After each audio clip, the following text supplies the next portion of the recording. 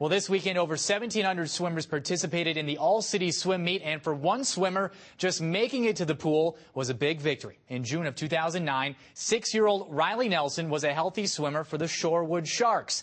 But 1 year later, the 7-year-old is courageously battling cancer. Emily Kumlien has his inspirational journey back to the pool. Chasing after your big brother with a squirt gun should be your biggest worry as a 7-year-old. But for avid swimmer Riley Nelson, his young life has been anything but carefree. His entire first grade year was in and out of the hospital and in and out of the clinic. This past year, Riley had 4 surgeries to remove tumors from his throat. He recovered from his first surgery in July of 2009, but the tumor grew back this February, and it was the worst case scenario. We get the phone call from our surgeon that it was malignant cancer. The bottom fell out completely for me. Riley was diagnosed with a rare form of cancer called sarcoma.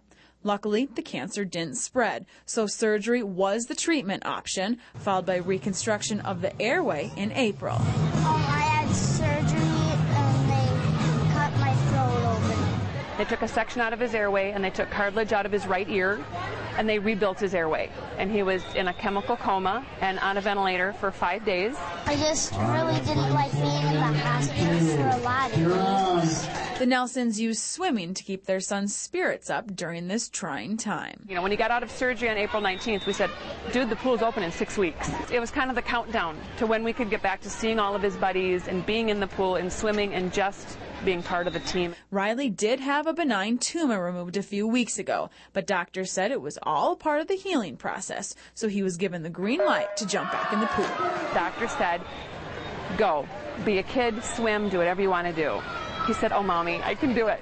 I can do all city. Riley got to be that normal kid when he swam the 25-meter breaststroke and backstroke in the 8 and under group at the all-city meet this weekend.